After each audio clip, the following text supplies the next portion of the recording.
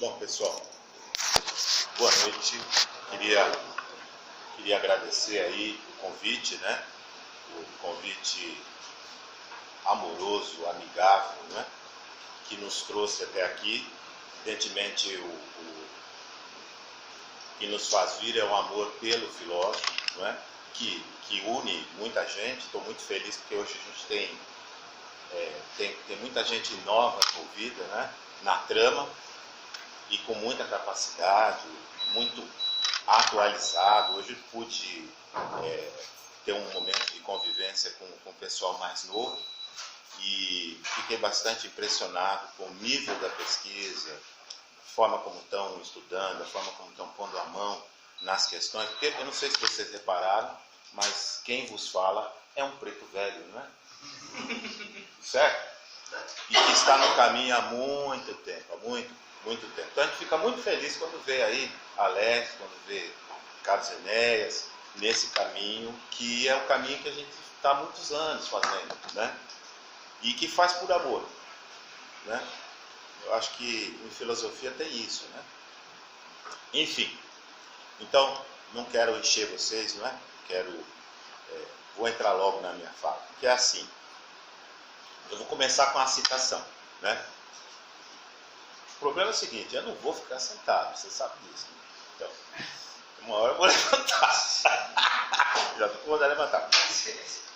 O homem enxerga sempre através da visão interior. Com as cores que usa por dentro, julga os aspectos de fora. O homem enxerga sempre através da visão interior. Com as cores que usa por dentro, julga os aspectos de fora. Há mais ou menos uns 40 anos atrás, uma frase muito semelhante a essa que eu acabei de ler para vocês, né? Em termos de sentido, me invadiu o coração e o espírito. O homem enxerga sempre através da visão interior. Com as cores que usa por dentro, julga os aspectos de fora. Com o passar dos anos, foram chegando outras do mesmo significado. Dessa eu gosto muito. Em torno de teus passos, a paisagem que te abriga será sempre na tua apreciação aquilo que pensas dela. Em torno dos teus passos, a paisagem que te abriga será sempre em tua apreciação aquilo que pensas dela. O mundo se vê em mim como eu me vejo nele. Isso é histórico, profundamente histórico, né? O mundo se vê em mim como eu vejo nele. Enfim, a certa altura desse meu andar, desse meu caminhar, né? Eu comecei a me perguntar o seguinte: que tipo de ontologia estaria por trás de afirmações como essa, né? Que tipo de ética, de pensamento, não é? Dá sustentação a essas afirmações, não é? Como é esse negócio de eu emprestar cor à vida se a vida já tem cor? E é interessante porque o estoicismo é isso. O estoicismo, se você abrir uma frase no Face e tiver escrito assim, você já se deparou com isso. A vida tem a cor que a gente pinta. Já viu isso? Isso é profundamente histórico. E isso sempre me chama a atenção. Mas como é que é isso? Como é que pode, não é?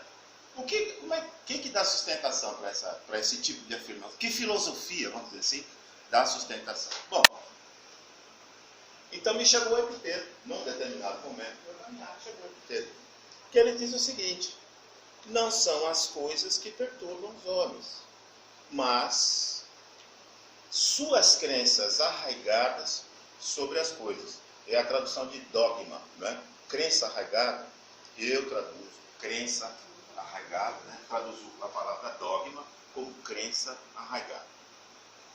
Então tá.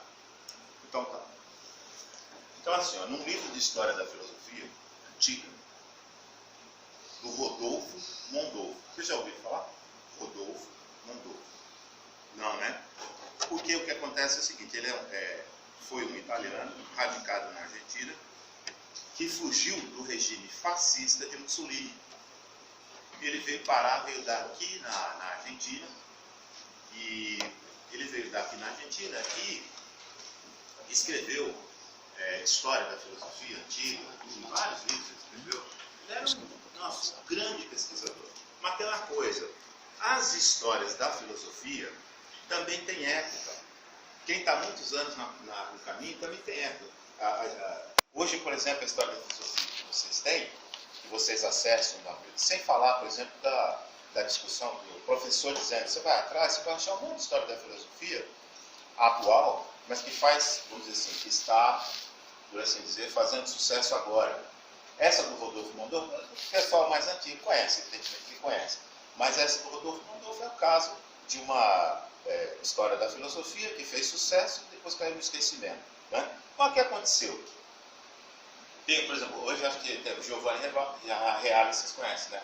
Giovanni Reale, faz mais sucesso hoje, né? Daqui a pouco cai no esquecimento e emerge uma outra história da filosofia. Né?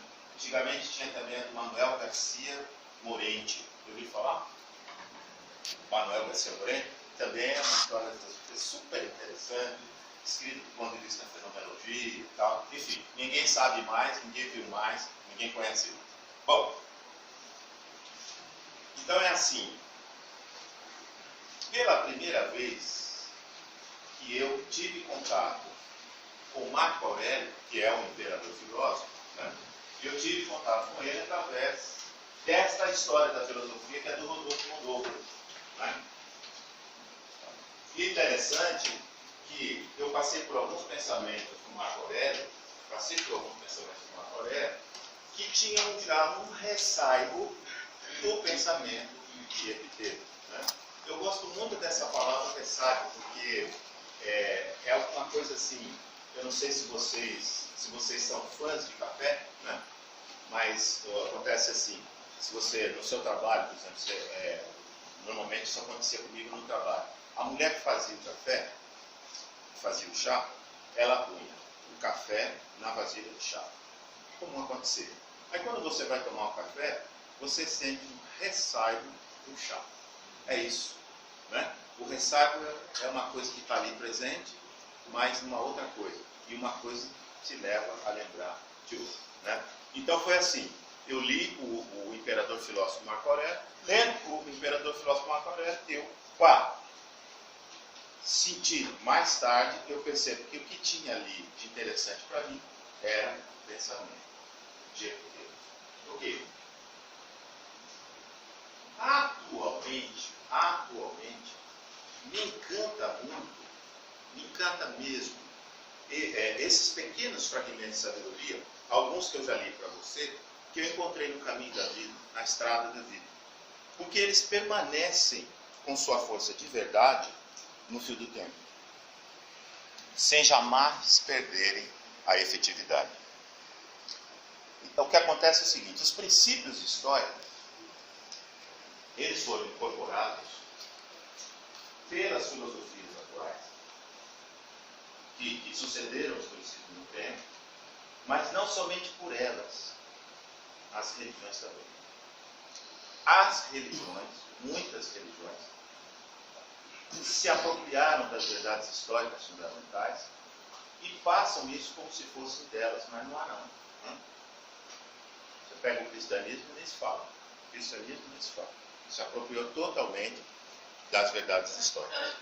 Então a gente pode afirmar com um certo grau de razoabilidade, um certo grau de acerto, que toda filosofia, que toda religião, que toda visão de mundo no Ocidente, porque se você for pensar em termos do Oriente, né? Então, alguns autores não autorizados, alguns autores desautorizados, chegaram a dizer que o estoicismo é o budismo do Ocidente. Né? Não são autores muito autorizados, mas é isso. O que o estoicismo ensina tem tudo a ver com o budismo lá